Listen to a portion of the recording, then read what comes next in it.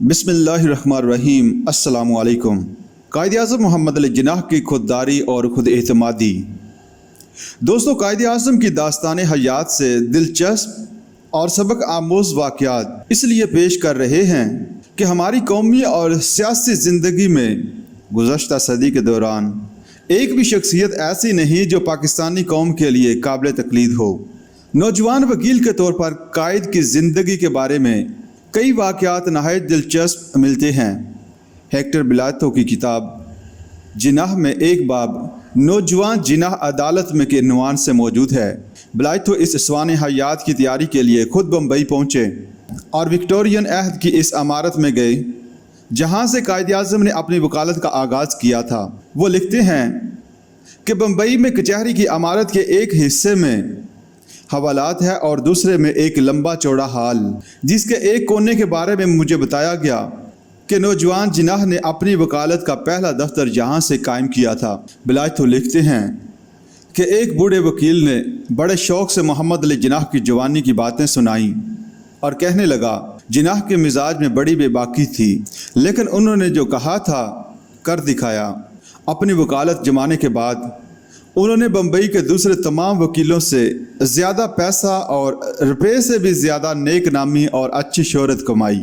फिर बूढ़े वकील ने पास के एक दफ्तर से दो दोस्तों को बुलाया जिन्होंने अपनी ज़िंदगी में मोहम्मद अली जिन्नाह को देखा था, और तीनों ने बारी बारी मिस्टर जिन्नाह के मुताल्लिक़ किस्से सुनाए।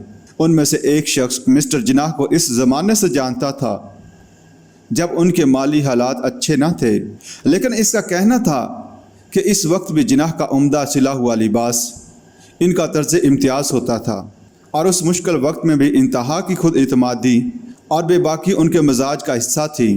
इनकी दयानत भी इंतहा दर्जे की थी। मैंने कभी ये नहीं सुना कि उन्होंने कोई नाइंसाफ़ी या हेर फेर किया हो।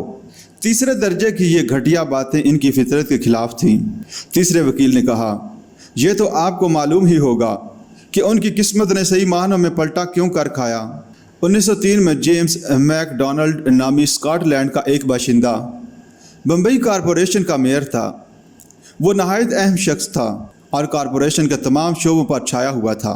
एक दिन हाई कोर्ट में एक बड़ा मुकदमा सुना जा रहा था और अदालत का कमरा इतना भर गया कि इसके दरवाजे बंद करना पड़े। कमरा अदालत का एक हिस्सा इसमें दस्तूर वकला के लिए मखसूस था, लेकिन जब जिन्नाह अंदर आए तो इसमें एक कुर्सी भी खाली न थी। जिन्नाह ने देखा कि वकीलों की कुर्सियों में से एक पर शहर के मेयर जेम्स मैकडॉनल्ड बैठे हैं। जिन्नाह ने इनसे कुर्सी खाली करने को कहा। जब वो ना माने तो जिन्नाह ने अदालत के रीडर से शिकायत की और मुतालबा किया कि मैकडॉनल्ड साहब को कुर्सी से उठाया जाए, क्योंकि ये कुर्सियाँ सिर्फ वकला के लिए मखसूस हैं। रीडर हिचकिचाया कि वो मेयर को कैसे उठाए, मगर जिन्नाह ने धमकी दी कि वो जज से शिकायत करेंगे, क्योंकि ये बात ज़ाब्ते के ख़िलाफ़ हो रही है और कोई भी शख्स जो किसी भी हैसियत का मालिक हो वो कला की कुर्सी पर नहीं बैठ सकता। इस पर बेचारा रीडर मजबूर होकर मिस्टर मैकडॉनल्ड के पास गया और उनसे कुर्सी खाली करवा ली।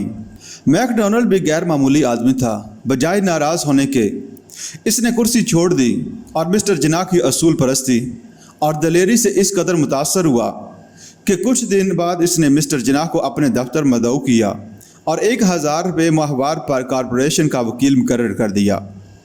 हेक्टर बिलातो लिखते हैं कि इस पर दूसरे वकील बात काटते हुए बोला, मिस्टर जिन्नाह की खुद एतमादी हैरत अंगेज़ थी।